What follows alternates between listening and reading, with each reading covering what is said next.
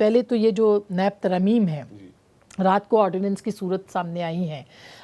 12 بجے کے بعد اس کی جو ہے وہ اپروول بھی ہو گئی، منظوری بھی ہو گئی. کیا یہ چیئرمین تحریک انصاف یا یہ ترامیم ہے آپ کے خیال میں؟ شکریہ اسما بہن. اس پہ میں ایک مختلف زاویے سے آپ کے سامنے ایک موقف رکھنا چاہوں گا کہ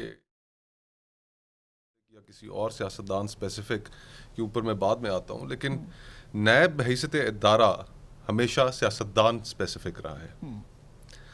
اور ماضی میں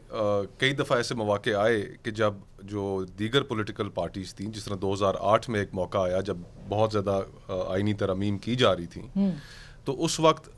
مسلم لیگ نون کے سامنے یہ پیپلز پارٹی کی جانب سے موقف رکھا گیا کہ 62-63 بھی آئین میں سے ختم کر دیتے ہیں، اور نیب کیونکہ اس کو استعمال کیا جاتا رہا ہے پولیٹیکل انجینئرنگ کے لیے، وکٹمائزیشن کے لیے، تو اس کو بھی ختم کر دیتے ہیں. مسلم لیگ نون نے اس وقت دونوں چیزوں سے ایگری نہیں کیا. پھر ہم نے دیکھا کہ آگے چل کر نیب کس طرح پیپلز پارٹی کے خلاف بھی استعمال ہوا اور مسلم لیگ نون کے خلاف بھی استعمال ہوا.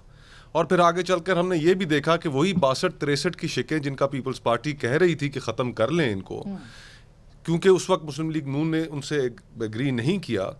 تو پھر میاں نواز شریف صاحب آج اسی 62 اور 63 کا شکار ہیں. تو میں اس کو اس زاویے سے دیکھتا ہوں اسما بہن کہ سیاستدانوں کو اپنی جو ظاہری بات ہے ایک بہت جو میاں نواز شریف صاحب کے ساتھ ہوا، جو آصف زرداری صاحب کے ساتھ ہوا، جو فریال تالپور صاحبہ کے ساتھ ہوا، اور اس کے لیے پی ٹی آئی بالکل اور عمران خان صاحب ذمہ انجینئرنگ کے بھی اور وکٹمائزیشن کے بھی اور بینیفیشری بھی ہیں. سیاستدانوں کو فور ونس رائز کرنا چاہیے، ان کو اس چیز کا ادراک کرنا چاہیے کہ یہی ادارہ جو آج جو امینڈمنٹس کی ہیں، یہ امینڈمنٹس کل کو ان کے خلاف بھی استعمال ہو سکتی ہیں. لیکن جو عمران خان صاحب کہ وہ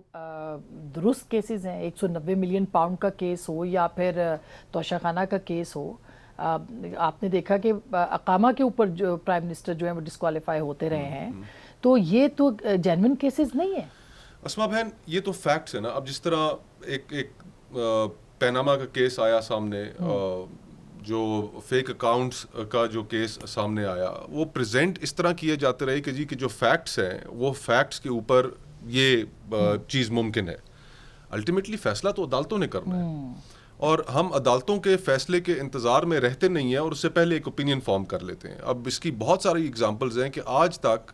نیب، آپ مجھے بتائیں کہ کسی ایک سیاستدان کے خلاف کوئی سکسیسفل کنوکشن کر سکا؟ نہیں کر سکا، کیونکہ وہ ایک ٹول ہے پولیٹیکل انجینئرنگ کا اور وکٹمائزیشن کا. میرے اپنے مرحوم والد، ان کو 4 سال مشرف کے دور میں وہ زیر حراست رہے، اڈیالہ جیل رہے، ان کے اوپر نیب کا کیس بنایا گیا اس دور میں، اور 23 سال لگے ان کو اس سے باعزت بری ہونے میں.